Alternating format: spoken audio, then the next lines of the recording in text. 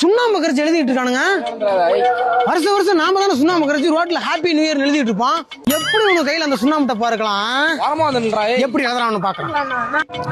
நிறுத்துறா நிறுத்துறா எந்திரி. ஓரமா ஓரமா. என்ன எழுதிட்டு இருக்கா? என்ன வருஷம் வருஷம் எழுதுறது தானே எழுதிட்டு இருக்கா? வருஷம் வருஷம் நீ எப்படி எழுதலாம் அந்த இடத்துல? வண்டி வருது, வண்டி போக்குவரத்து போயிட்டு இருக்கு, நீ வந்து நடு ரோட்ல புடிச்சு எழுதிட்டு இருக்கா? அறிவில்லை தம்பி, கொஞ்சம் கூட அறிவில்லை உனக்கு. எல்லா வருஷமும் இங்க தானே எழுதுறோம். இந்த வருஷம் நீ ஏன் இந்த இடத்துல எழுதுற? நீங்க ஸ்பீடு பிரேக்ல பாரு, எல்லாம் ஸ்பீடு பிரேக்கா தெரியாம வந்து வண்டி விட்டு அந்த சாக்கடையில விழுந்துறானு நியூ இயர் அன்னைக்கு. அதுல நீங்க வெள்ள பெயிண்ட் அடிக்கலாம். தப்பு தான். வண்டி இந்த வருஷம் நீ எப்படி எழுதலாம்? இந்த வருஷம் எப்படியா நீங்க மட்டும் எப்படியா இந்த இடத்துல எழுதலாம்? இந்த வருஷம் மட்டும் எப்படி நீங்க எழுதலாம்? வருஷம் வருஷம் அந்த தானே எழுதுவான். இந்த வருஷம் கூப்பிடாம எழுதிட்டோம்ல, அதனால என்னதான் வண்டி இருக்கு.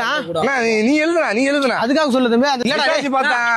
ஹேண்ட் ரைட்டிங் தான் நல்லா இருக்குமா? நீ பிரஸ் புடிச்சு எழுதுனா நீ எழுதுனா இல்ல தூங்கிட்டு இருப்ப நினைச்சோம்னா இல்ல, அதுக்காக இல்ல. இதை நீங்க வந்து என்கிட்ட குடுக்கணும், நான் இது எழுதணும், அப்பதான் என் மன சந்தோஷப்படும் அப்படிங்கறத கேட்கல. எழுதுனா வேணா. Happy new year. ஆமா ஹாப்பி நியூ இயர். ஆமா எழுது.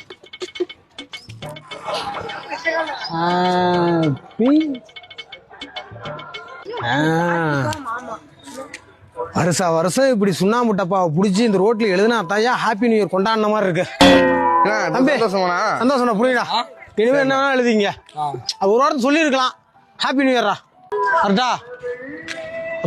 அப்புறம் எழுதும் போது என் இன்சிலும் என் ஆள் இன்சிலும் போட்டு விட்டுரு. சரிண்ணா. கரெக்டா?